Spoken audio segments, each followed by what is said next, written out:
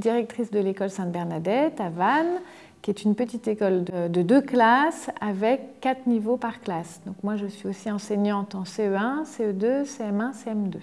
Et il nous semblait beaucoup plus pertinent de mettre en place un tel système dans une école où les enfants ont développent plus d'autonomie, ayant plusieurs niveaux par classe. Vous allez écouter un conte qui va vous être raconté dans le casque, puis vous répondrez à des questions pour voir si vous avez bien compris l'histoire. Le garçon aux grandes oreilles. Très loin d'ici, vivait un hakim, un gouverneur.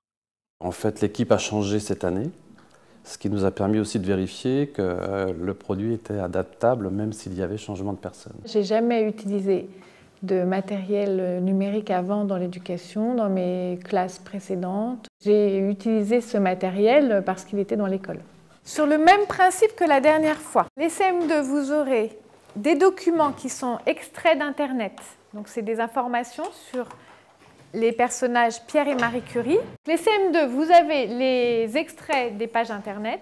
Et les CM1, vous avez le questionnaire. Ce que je vise pour les CM2, c'est qu'ils lisent un texte très complexe. Les CM1, eux, vont avoir une tablette avec le questionnaire. Donc, il y a un travail de coopération entre les CM1 et CM2. Moi, ce que j'espère, c'est que les CM1 vont poser des questions qui vont permettre aux CM2 de chercher dans le texte l'information importante. Il demande qu'est-ce qu'elle a découvert. Le prix Nobel de physique à Henri Becquerel pour la découverte de la radioactivité spontanée. Donc c'est ça. D'accord. Il faut que tu appuies là et on va te dire ce que tu dois faire. Là, tu entends? Coche la case dans laquelle il y a 5 animaux. Où est-ce qu'il y a 5 animaux, Eben? Là, c'est surtout travail avec un double niveau, en fait. Du coup, c'est plus simple pour moi parce que comme je ne peux pas être partout à la fois, là, ça me permet de voir ce qu'ont fait les grandes sections alors qu'ils étaient censés travailler en autonomie.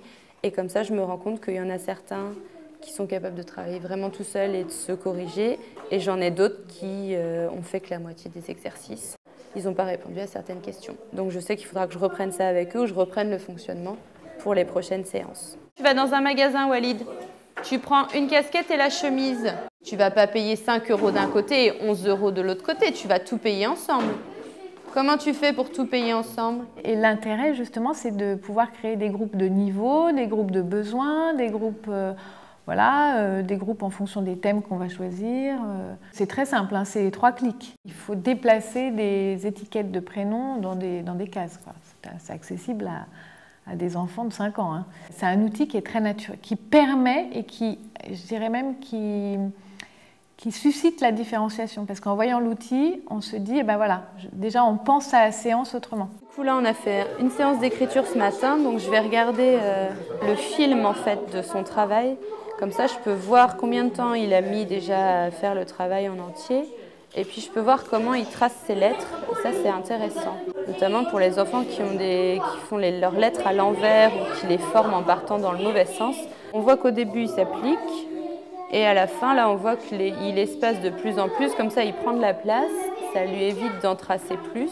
Là, c'est vrai que c'est quelque chose qu'on ne peut pas avoir sur le format papier. Parfois, on voit le résultat et on se dit « oh, il a écrit n'importe comment » ou « les lettres sont mal tracées », mais on ne voit pas la démarche. Donc là, au moins, pour remédier après et rectifier les choses, c'est plus facile.